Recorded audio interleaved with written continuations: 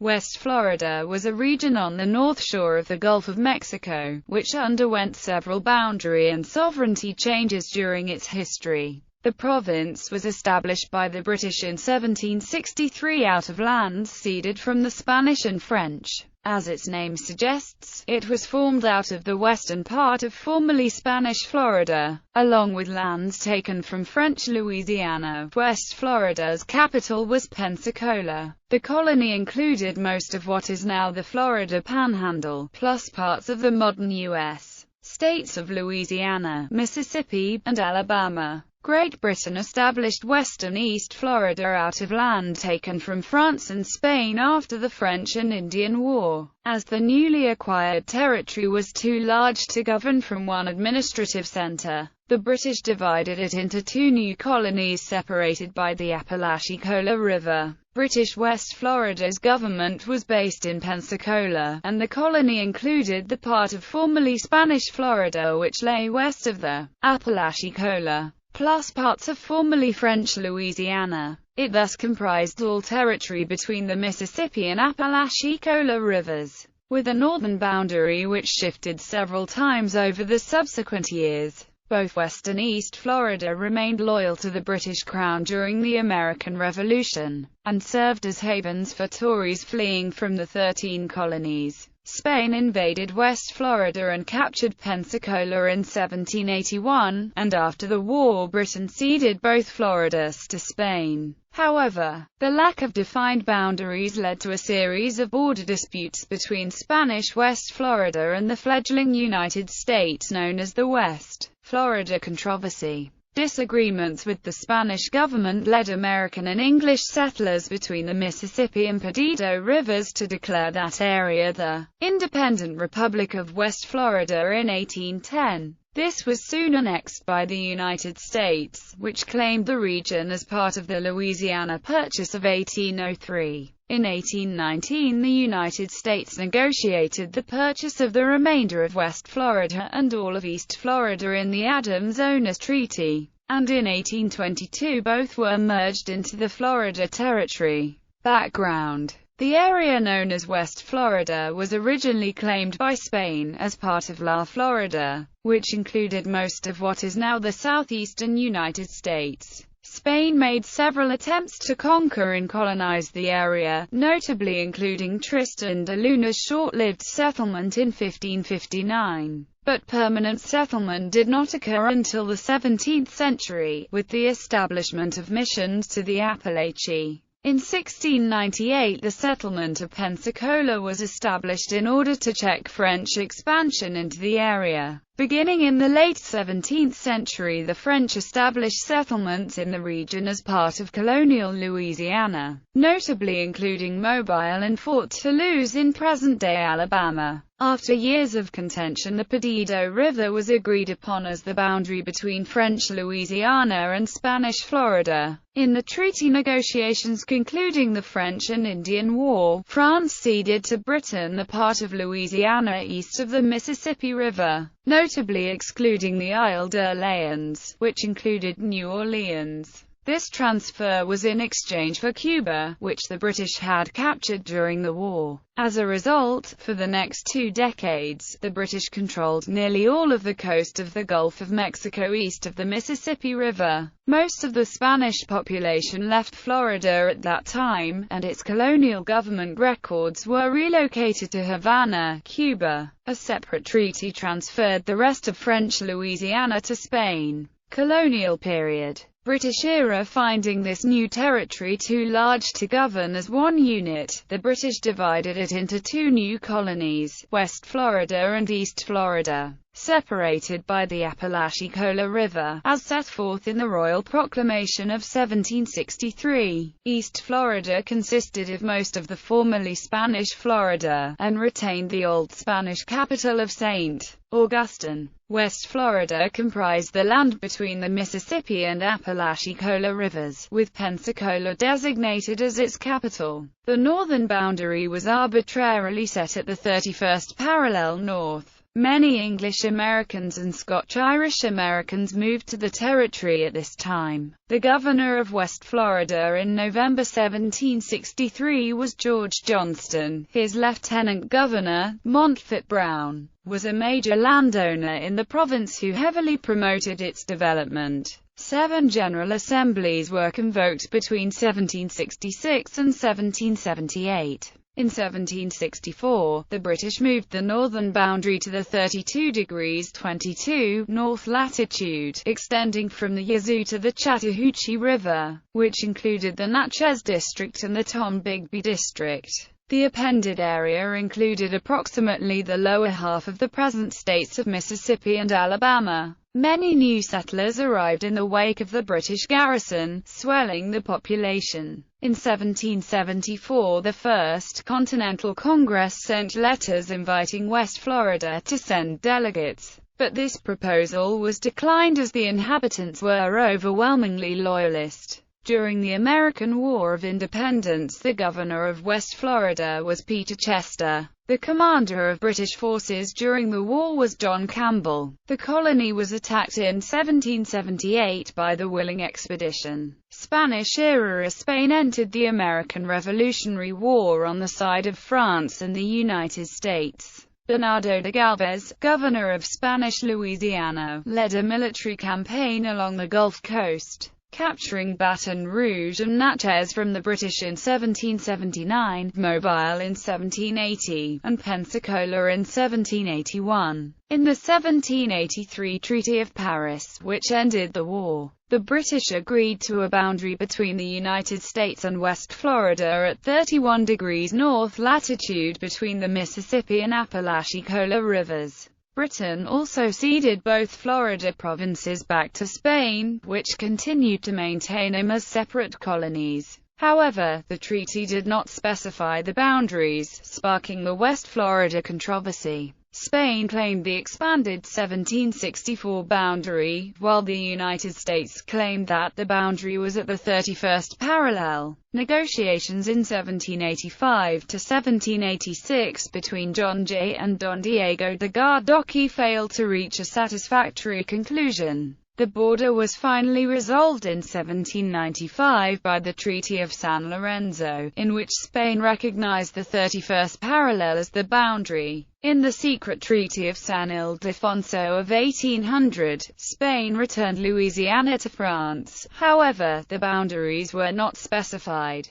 After France sold the Louisiana Purchase to the United States in 1803, another boundary dispute erupted.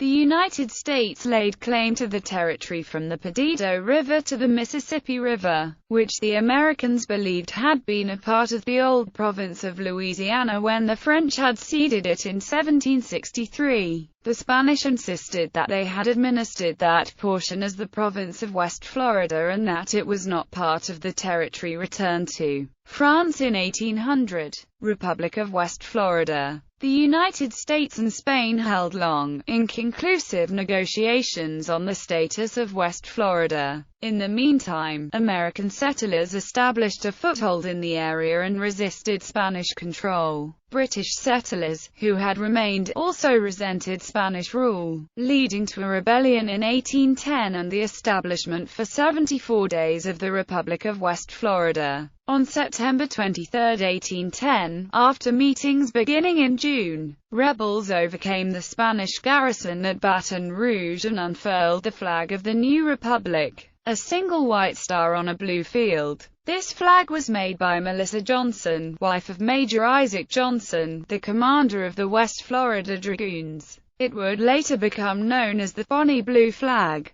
The boundaries of the Republic of West Florida included all territory south of the 31st parallel, west of the Pearl River, and east of the Mississippi River, but north of Lake Pontchartrain. The southern boundary was the Gulf of Mexico. American annexation of the territory. On October 27, 1810, U.S. President James Madison proclaimed the annexation of the Republic of West Florida, based on a tenuous claim that it was part of the Louisiana Purchase. The West Florida government opposed annexation, preferring to negotiate terms to join the Union. President Fulton Skipworth proclaimed that he was ready to die in defense of the Lone Star flag. William C. Claiborne was sent to take possession of the territory, entering the capital of St. Francisville with his forces on December 6, 1810, and Baton Rouge on December 10, 1810. Claiborne refused to recognize the legitimacy of the West Florida government, however, and Skipworth and the legislature eventually agreed to accept Madison's proclamation. The portion of the territory west of the Pearl River was incorporated into the newly formed Territory of Orleans on April 14, 1812. On February 12, 1812, Congress secretly authorized President James Madison to take possession of the portion of West Florida located west of the Perdido River that was not already in the possession of the United States, with authorization to use military and naval forces deemed necessary. The U.S. annexed the Mobile District of West Florida to the Mississippi Territory on May 14, 1812, although this decision was not effected with military force until nearly a year later. According to one historian, the incorporation of West Florida into the Orleans District represents the emergence of infant American imperialism by the newly constructed Union. Using force, not negotiations, Claiborne and his army, with Madison's proclamation, forced Skipworth and his sympathizers to accept foreign rule. The U.S. claim by the secret treaty of October 1, 1800, between France and Spain, known as the St. Ildefonso Treaty, Spain returned to France the province of Louisiana as at that time possessed by Spain, and such as it was when France last possessed it in 1769. p. 48. It is important that in the transfer of Louisiana to the United States, the identical language in Article 3 of the 1800 St. Ildefonso Treaty was used. The ambiguity in this third article lent itself to the purpose of U.S. Envoy James Monroe, although he had to adopt an interpretation that France had not asserted nor Spain allowed. p. 83. Monroe examined each clause of the third article and interpreted the first clause as if Spain since 1783 had considered West Florida as part of Louisiana. The second clause only served to render the first clause clearer. The third clause referred to the treaties of 1783 and 1795, and was designed to safeguard the rights of the United States. This clause then simply gave effect to the others. p. 84-85. According to Monroe, France never dismembered Louisiana while it was in her possession. After 1783, Spain reunited West Florida to Louisiana, Monroe held, thus completing the province as France possessed it, with the exception of those portions controlled by the United States. By a strict interpretation of the treaty, therefore, Spain might be required to cede to the United States such territory west of the Perdido as once belonged to France. p. 84-85 counters to the U.S. claim as part of the 1803 Louisiana Purchase Treaty. France repeated verbatim Article 3 of its 1800 treaty with Spain, thus expressly subrogating the United States to the rights of France and Spain. p. 288-291. In 1800, denominated Louisiana did not include West Florida. p. 288-291. Spain in all negotiations with France refused to cede any part of Florida. p. 288-291. In 1801, Spain informed the Spanish governors in North America that the territory ceded to France did not include West Florida. p. 87-88. In Spanish government ordinances and treaties, the Floridas were always specified as distinct from all other Spanish possessions. p. 49-50. France's 1801 Treaty of Aranjuez with Spain stipulated the cession of Louisiana to be a restoration, not a retrocession. p. 50-52. France never gave any part of Florida to Spain, so Spain could not give it back. p. 50-52. In the time Spain held the Floridas, they were always called the Floridas and never referred to as a portion of Louisiana. Treaties between the United States and Spain, also called in the Floridists, p. 50–52. In 1803, France began negotiating with Spain to acquire West and East Florida, confirming that France did not consider West Florida to have already been acquired, p. 50–52. During his negotiations with France, U.S. envoy Robert Livingston wrote 9 reports to Madison in which he stated that West Florida was not in the possession of France, p. 43–44. President Jefferson asked U.S. officials in the border area for advice on the limits of Louisiana, the best informed of whom did not believe it included West Florida, p. 87–88. When Louisiana was formally delivered to the United States, the U.S. did not demand possession of West Florida, p. 97–100. In the summer of 1804, when the United States and Spain appealed to France to influence the treaty interpretation, Napoleon strongly sided with Spain, p. 109–110. In November 1804, in response to Livingston, France declared the American claim to West Florida absolutely unfounded, p. 113–116. In January 1805, the French and Spanish ambassadors jointly informed Madison that the American claim to West Florida was untenable. Madison pointed to pre-1763 maps that showed West Florida as part of the former French Louisiana Territory. The French ambassador pointed out to Madison's dismay that the same applied to Tennessee and Kentucky, p. 116–117. Upon the failure of Monroe's 1804–1805 special mission, Madison was ready to abandon the American claim to West Florida altogether, p. 118. In 1805, Monroe's last proposition to Spain to obtain West Florida was absolutely rejected, p. 293. In an 1809 letter, Jefferson virtually admitted that West Florida was not a possession of the United States, p. 46–47. The U.S. title to the Louisiana Territory was itself a vitiated title by virtue of the 1800 France-Spain Treaty, p. 46.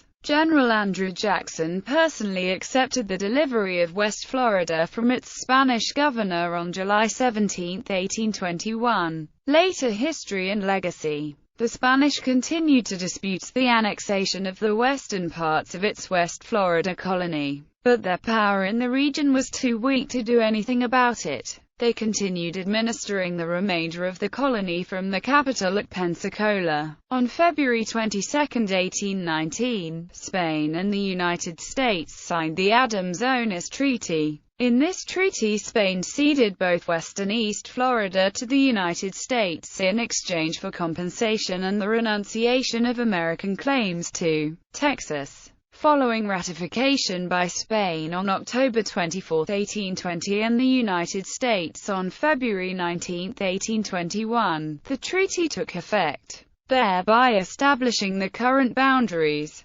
President James Monroe was authorized on March 3, 1821 to take possession of East Florida and West Florida for the United States and provide for initial governance. As a result, the U.S. military took over and governed both Floridas, with Andrew Jackson serving as governor. The United States soon organized the Florida Territory on March 30, 1822. By combining East Florida and the rump West Florida east of the Perdido River and establishing a territorial government, it was admitted to the Union as a state on March 3, 1845. West Florida had an effect on choosing the location of Florida's current capital. At first, the Florida Territorial Legislative Council determined to rotate between the historical capitals of Pensacola and St. Augustine. The first legislative session was held at Pensacola on July 22, 1822. This required delegates from St. Augustine to travel 59 days by sea to attend. To get to the second session in St. Augustine, Pensacola, members traveled 28 days overland. During this session, the council decided future meetings should be held at a halfway point to reduce the distance. Eventually Tallahassee, site of an Appalachian settlement in the early 18th century, was selected as a halfway point between the former capitals of East and West Florida. The portions of West Florida now located in Louisiana are known as the Florida parishes. The Republic of West Florida Historical Museum is located in Jackson, Louisiana, run by the Republic of West Florida Historical Association. In 1991, a lineage society, the Sons and Daughters of the Province and Republic of West Florida 1763 to 1810, was founded for the descendants of settlers of the period. Its objective included collect and preserve records, documents and relics pertaining to the history and genealogy of West Florida prior to December 7, 1810. In 1993, the Louisiana state legislature renamed Interstate 12, the full length of which is contained in the Florida parishes, as the Republic of West Florida Parkway. In 2002, Layla Lee Roberts, a great-granddaughter of Fulwer Skipworth, donated the original copy of the Constitution of the West Florida Republic and the supporting papers to the Louisiana State Archives.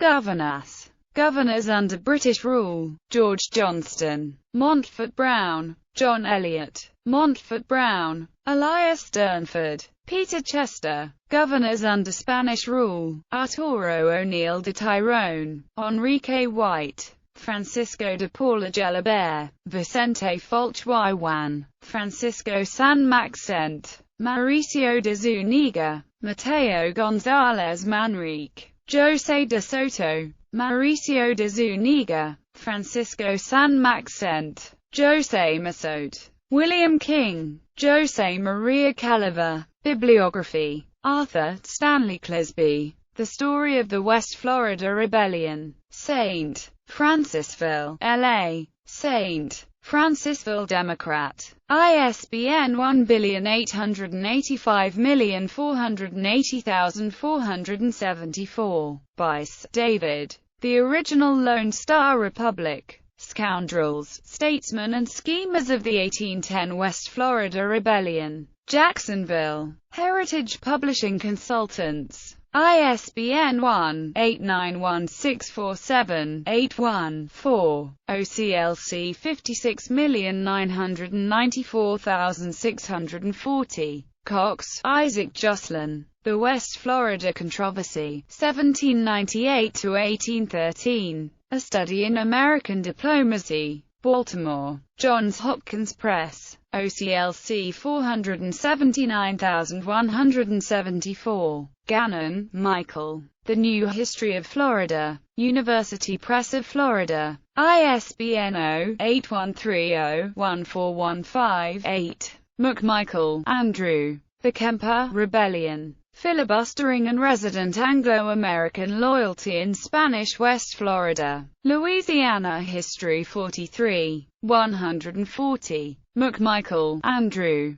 Atlantic Loyalties. Americans in Spanish West Florida, 1785–1810. University of Georgia Press. ISBN 978-0-8203-3004-4. Scallions, Cody. The Rise and Fall of the Original Lone Star State. Infant American Imperialism Ascendant in West Florida. Florida Historical Quarterly 90. West Florida Collection, Center for Southeast Louisiana Studies, Linus A. Sims Memorial Library, Southeastern Louisiana University, Hammond. For a summary of the holdings, see http://www.salu.edu/acad_research/programs/cs/archival_collections/t_z/will.html